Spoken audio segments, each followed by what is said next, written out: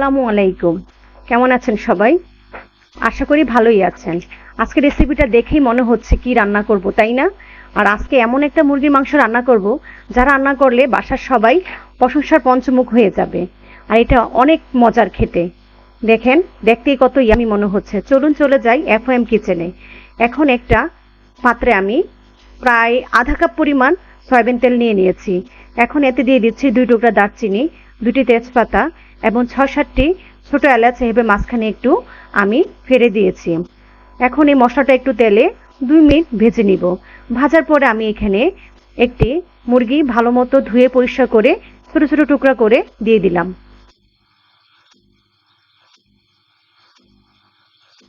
মুরগির মাংসটা দিয়ে আমি ভেজে নিব। দেখেন, আমি কিছুক্ষণ মুরগির মাংসটা যতক্ষণ না এটার কালার চেঞ্জ হয় ততক্ষণ আমি ভাজবো। মুরগির মাংসের কালারটা সাদা হয়ে যাবে। আর এখন পর্যন্ত কোনো মশলা আর দিব না এতে। দেখেন, এখন 5-6 মিনিট আমি মুরগির মাংসটা ভেজে এভাবে একটা কালার চলে আসছে। দেখেন, এখন কিন্তু আমি কোনো লবণ দেইনি। লবণ দিলে মাংস থেকে পানি ছেড়ে দিবে। মাংসটা প্রায় 5-6 মিনিট ভেজে নিয়েছি। ভাজার পর আমি এখানে 1 কাপ টক দই নিয়েছি। এই টক দই থেকে আমি 3 চামচ টক দই প্রথমে দিয়ে মুরগির মাংসটা আমি ভেজে নিব। আর বাকি টক দইটা আমি রেখে দিলাম। এই টক দইটা দিয়ে আমি মাংসটা ভাজবো। টক দইটা যদি ফেটেও যায় কোনো সমস্যা নেই।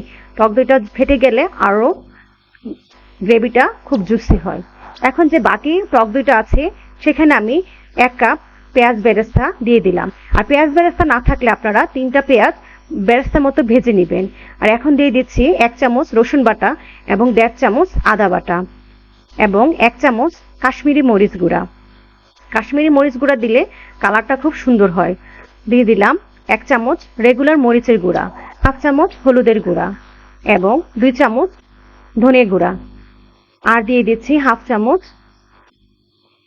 গরম মশলার গুঁড়া। দিয়ে আমি মশলাটা ভালো করে মেখে নিব। বাস, আর কোনো মশলা এতে দিব না। এখন এই মশলাটা ভালো করে আমি মিক্স করে নিব। যত ভালোভাবে মিক্স করবেন গ্রেভিটা ততই ভালো হবে। দেখেন, এভাবে আমি মিক্স করে নিব। এখন দিয়ে দিচ্ছি এতে স্বাদ মতো লবণ।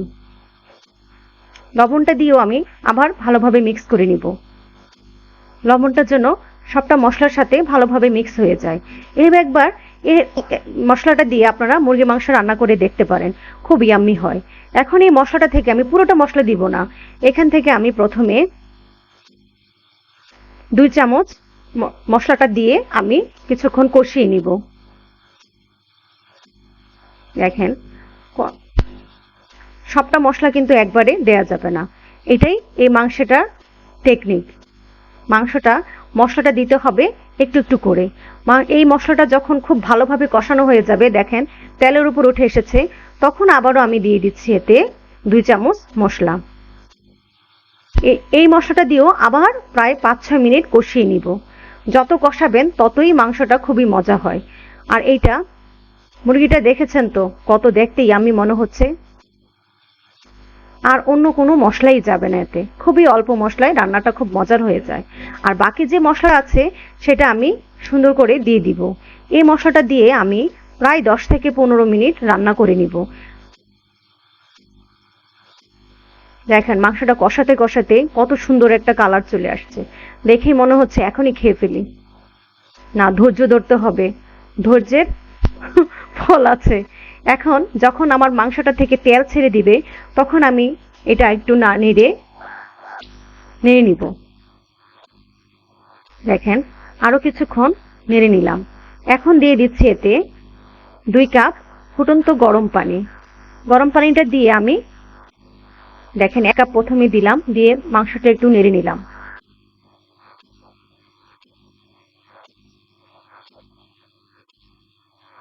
আমার চ্যানেলটা যদি পছন্দ হয়ে থাকে তাহলে লাইক, কমেন্ট এবং সাবস্ক্রাইব করে আমার পাশেই থাকবেন। এখন পানিটা দিয়ে আমি ঢাকনা দিয়ে রান্না করব প্রায় 10 থেকে 15 মিনিট। 10 থেকে 15 মিনিট পরে মাংসটা যখন এভাবে তেলের উপরে উঠে আসবে তখন এতে আমি কাসুরি মেথি মানে শুকনো মেথির শাক আমি শুকিয়ে নিয়েছিলাম, সেটা আমি হাতে ক্র্যাশ করে দিয়ে দিলাম। আর এখন দিয়ে দিচ্ছি 3-4টি কাঁচামরিচ, আর দিয়ে দিচ্ছি 1/4 চামচ জায়ফলের গুঁড়া এবং কিছু পেঁয়াজের কলি। আপনারা ধনেপাতাও দিতে পারেন, কিন্তু সিজন এখন পেঁয়াজের কলি তো। আর এখানে দিয়ে দিচ্ছি সেই ডিম সিদ্ধ করে একটু মাঝখানে একটু আঁচড় দিয়ে আমি ডিম দিয়ে দিলাম, তাহলে ডিমটার ভিতরেও মশলাটা ভালোভাবে ঢুকে। দেখেন দেখতে কত সুন্দর লাগছে, তাই না? লালের মধ্যে সবুজ, সবুজের মধ্যে সাদা, ওহ সো কালারফুল। দেখেন কত সুন্দরভাবে হয়ে গেল, খুবই ইজি ভাবে একটা মুরগির মাংস রান্না। আর রান্নাটা আপনারা যদি একবার বাসায় রান্না করে থাকেন, সবাই আপনার প্রশংসা করবে এবং জানতে চাইবে রেসিপিটা কিভাবে রান্না করেছেন। ধন্যবাদ। আসসালামু আলাইকুম। ভালো থাকবেন, সুস্থ থাকবেন।